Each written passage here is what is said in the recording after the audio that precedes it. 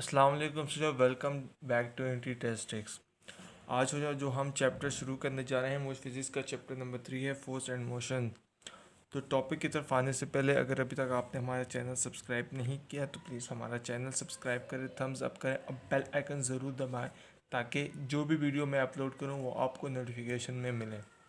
तो टॉपिक की तरफ एमसीक्यूज़ की तरफ आते हैं। सबसे पहले एमसीक्यूज़ है, trucks move 70 meter east, then moves 120 meter west, and finally moves east again as a distance of 90 meter. If east is chosen as a positive direction, what is the truck resultant displacement? हमें truck का resultant displacement find out करना है। तो हम पहले जो positive direction है उनको कैलकुलेट करते हैं। हमारे पास पहले जब गया था 70 मीटर ईस्ट, ठीक है, फिर गया हमारे पास 90 मीटर ईस्ट, ये हमारे पास पॉजिटिव डायरेक्शन है। तो वेस्ट की तरफ जो गया है हमारे पास वो हम नेगेटिव लेंगे, ठीक है, जो हम यहाँ पे लिखा हुआ है पॉजिटिव डायरेक्शन। सो ट्रक के रिजल्टेंट को फाइंड आउट करने के लिए हम डिस्प्लेसमेंट को, यहाँ पे रिजल्टेंट डिस्प्लेसमेंट का पूछा जा रहा है, तो हम सबसे पहले इसको ऐड करेंगे।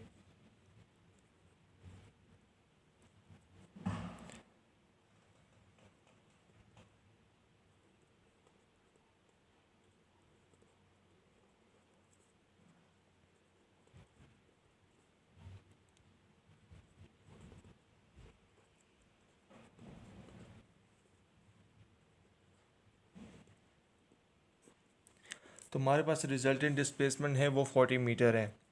इसमें ज़्यादा मुश्किल नहीं था, लेकिन थोड़ा सा इसमें जो समझने की बात है कि अगर ईस्ट की तरफ गया सेंटीमीटर तो हम वेस्ट की तरफ 120 मीटर गया, और फाइनली अगेन दोबारा 90 मीटर ईस्ट की तरफ दोबारा गया। अब द ईस्ट सीजन, अब यहाँ पे पॉजिटिव डायरेक्शन हमें थोड़ी सी हिंट दे दी गई, पॉजिटिव डायरेक्शन है।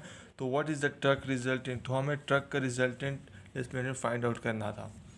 Second MCQs, a rubber ball is dropped from a height of 5 meter on a planet where the acceleration due to gravity is not known।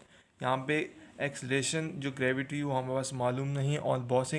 On bouncing it rises to 1.8 meter, the ball loses its velocity on bouncing by a factor of। तो second MCQs को करते हैं। यहाँ पे हमारे पास दो velocities आ रही हैं और दो हाइट्स आ रही हैं, ठीक है। वेलोसिटीज़ को एज v1 v2, ठीक है। हाइट भी हमारे पास दो आ रही हैं। हमारे पास जो पहली हाइट है वो 5 मीटर और जो सेकंड हाइट थी वो 1.8 मीटर।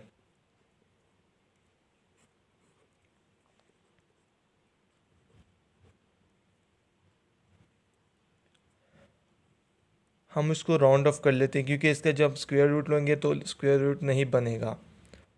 तो यहाँ पे 50 हो जाएगा क्योंकि ये ऊपर चला जाएगा और ये 18 हो जाएगा।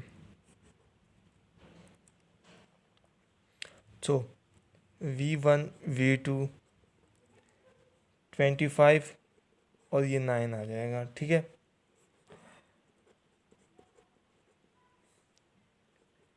फाइव और 30 का स्क्वायर निकालेंगे, 5/3, तो हमारे पास सी आंसर आ गया।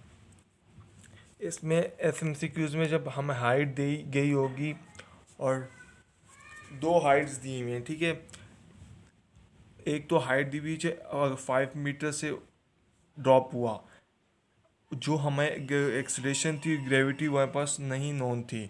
On bouncing it rises to, अगर वो ज़मीन पे हिट हुई और दोबारा बाउंस हुई 1.8 मीटर। आगे कहना है वो जो बॉल थी वो लूजेस इस velocity on bouncing by factor of. कह रहे जब बाउंस हुआ तो उसने अपनी वेलोसिटी उसकी ख़त्म हो गई। तो उसका फैक्टर फाइंड आउट करने के लिए हमने ये इस्तेमाल किया, क्योंकि हमारे पास दो वेलोसिटीज़ दो हाइट्स थी, ठीक है। हमने हाइट को कैलकुलेट आउट किया तो हमारे पास आ गया वेलोसिटीज़ 5 और 3। क्योंकि हमें हाइट गिवन थी, वेलोसिटी का इसमें जिक्र नहीं किया, तो हमें वेलोसिटी को फाइंड आउट करना था।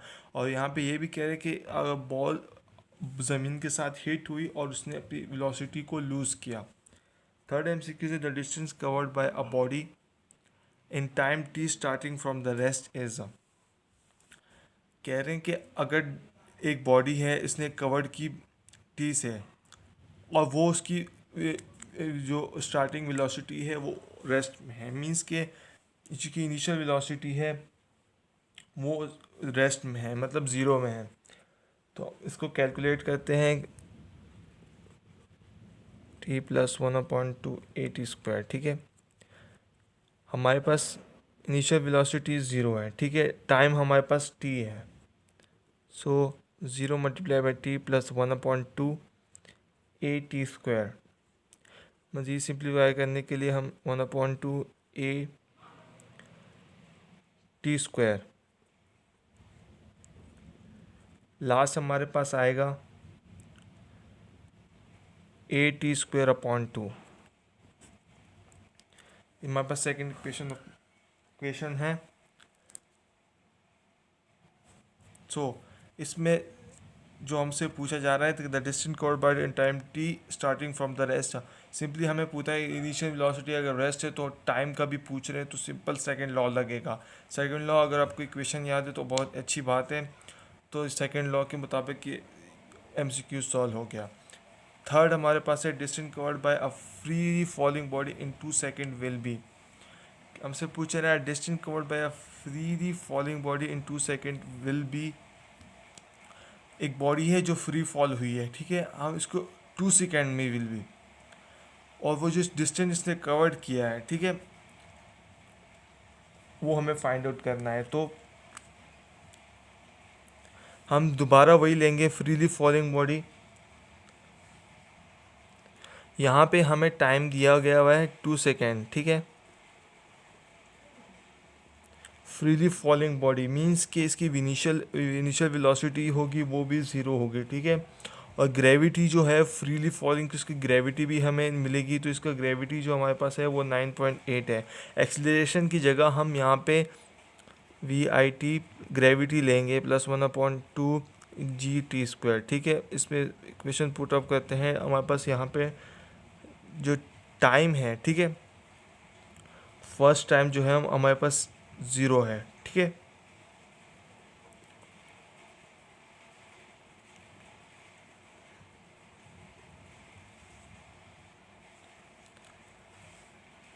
टाइम की जगह 2 आ गया, 2 प्लस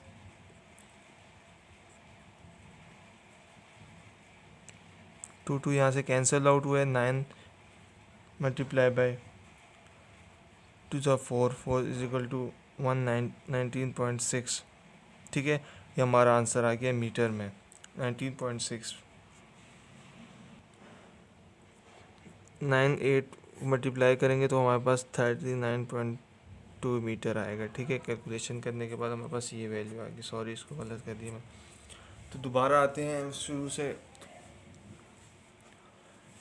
फर्स्ट है ट्रेवल मूव्स ईस्ट, हमारे पास सिंपली दिया हुआ है कि अ ट्रक मूव्स 70 मीटर ईस्ट है, ठीक है। फिर हमारे पास दूसरी वैल्यू आएगी 90, दोबारा 90, इसमें हमने पॉजिटिव लिया, जो हमारे पास वेस्ट की तरफ गया 120 का, हमने इसको सिंपली माइनस करना है डिस्प्लेसमेंट के फॉर्मूले के साथ, ठीक है। जब डिस्प्लेसमेंट के फॉर्मूले के हम पुट आउट करेंगे तो सिंपली हमारे पास आंसर आ जाएगा। सेकेंड MCQ है कि पूछें कि a rubber ball is drop from height of, पहले हमसे पूछें कि अ रबर बॉल हम ड्रॉप टू हुई हाइट ऑफ 5 मीटर से, ठीक है। जो एक्सेलरेशन थी due to gravity is not known, हमें एक्सेलरेशन जो ड्यू टू ग्रेविटी जो थी वो हमें मालूम नहीं है। दोबारा उसने ज़मीन पे हिट करने के बाद दोबारा बाउंस हुई 1.8 मीटर, ठीक है।